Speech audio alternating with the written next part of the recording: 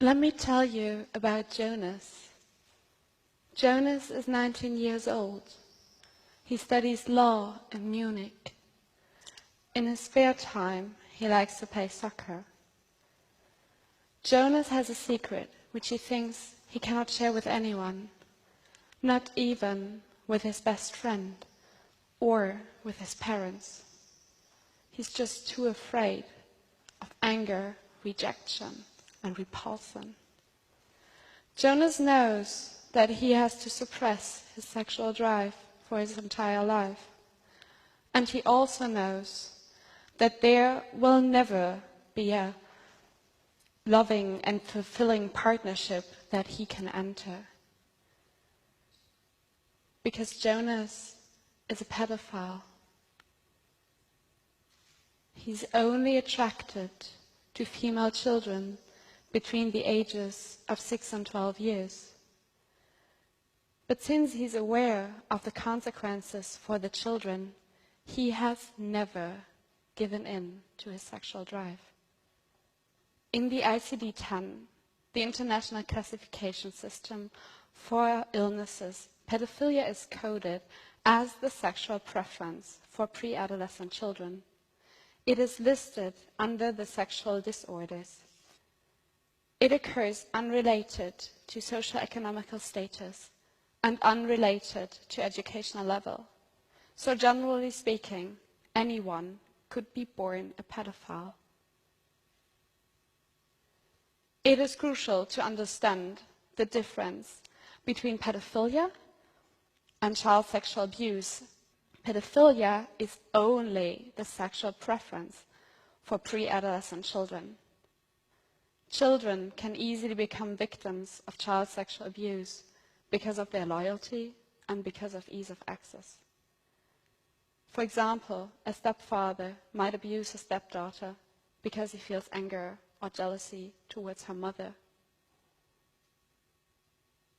Not every pedophile abuses children, and not everyone who abuses children is a pedophile.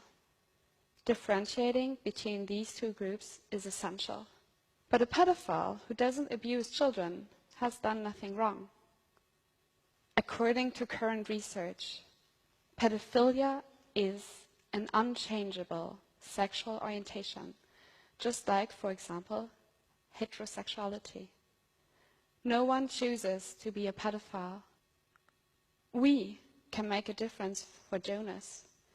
We, as a society, can be there for him. At the moment, we live in a world that already excludes pedophiles because of their preference alone. Someone who's lonely and excluded from society has little to lose and is at much higher risk to commit a crime, like, for example, child sexual abuse. We can make Jonas feel that he stays a valuable member of our society, although he's a pedophile. Right now, most of us feel discomfort when we think about this scenario. And most of us feel discomfort when we think about pedophiles. But just like pedophiles, we are not responsible for our feelings. We do not choose them. But we are responsible for our actions. And we must make a decision. It is in our responsibility to reflect and to overcome our negative feelings about pedophiles and to treat them with the same respect we treat other people with. We should accept that pedophilia is a sexual preference, a thought, a feeling, and not an act.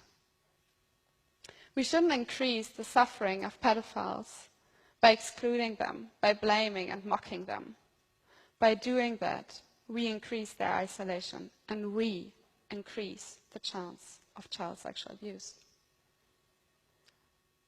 Only if they make themselves recognizable, because they're not afraid of punishment, of anger and rejection, can we better understand the causes of pedophilia and we can improve their treatment.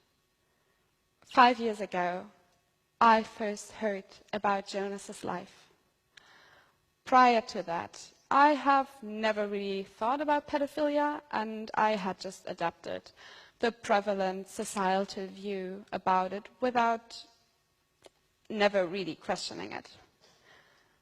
I felt anger and disgust about pedophiles.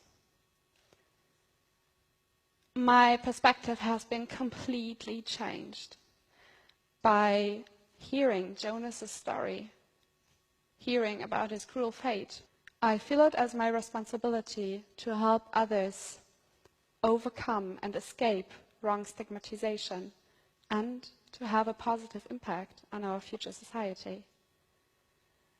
By changing our view about pedophilia as a society and by offering them support and therapy, we can help millions of people to live better lives.